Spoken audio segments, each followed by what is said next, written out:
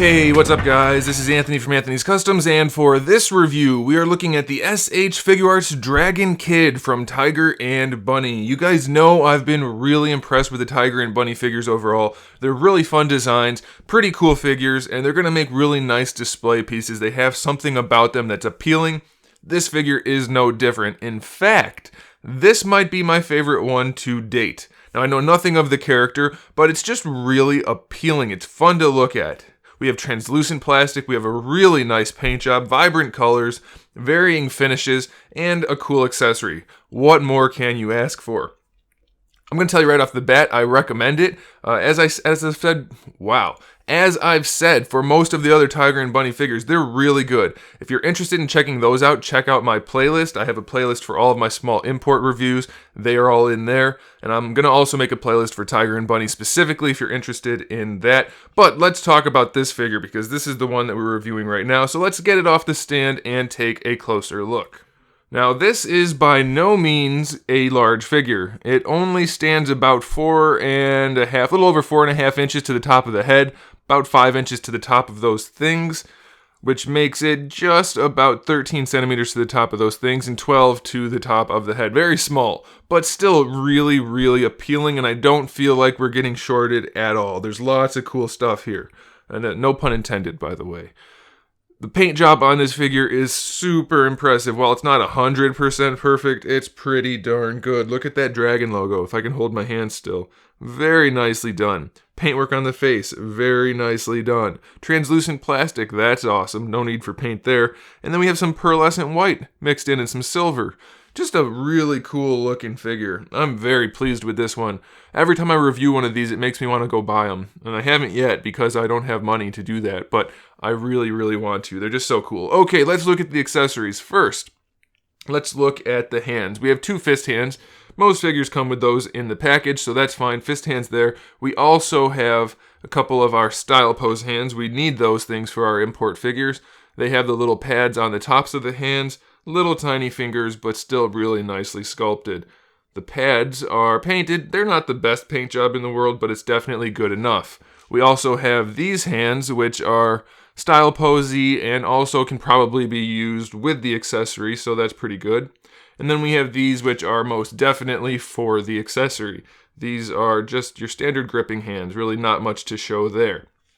As far as the accessory goes, we have this really cool staff, which has dragons on the end, as you might expect due to the character's name, and then these little tassels that float around. A really cool accessory in terms of relation to the character. It's a little bit taller. Well, I should probably zoom out for that.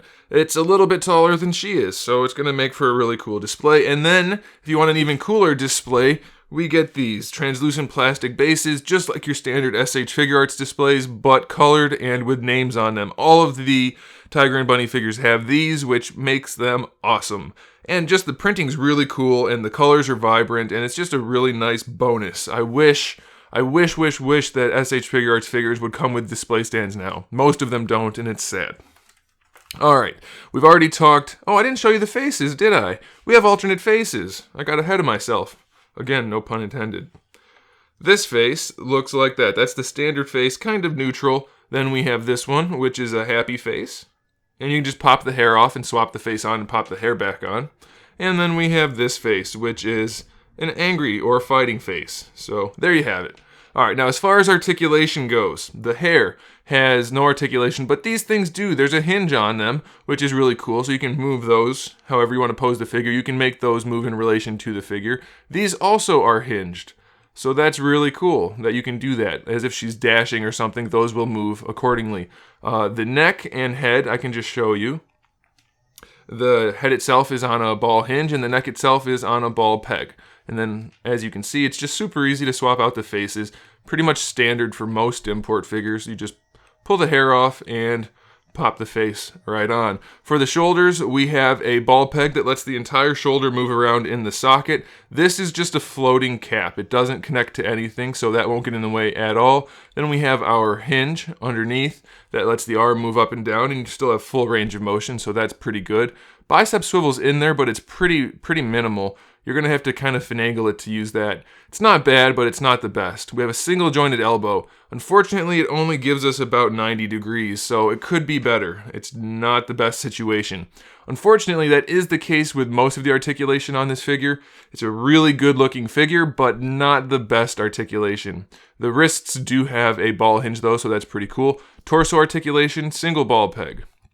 Really good range though, so that's nice. And it's very well hidden due to the little straps there. I almost forgot to mention it, so that's pretty cool. Now the hips, they're just ball pegs, so you do get to bring the legs a little bit forward and a little bit out to the side, but that's about it. There's a little swivel there, but mostly you're going to want to use this swivel anyway. But yeah, the hips are pretty limited. They're not great, but they're not bad. They do look good though. That's definitely a bonus. You don't really see any articulation in there. Double jointed knees give you plenty of range of motion. Be aware these knee pads can pop off, but you can just peg them right back on, so no big deal.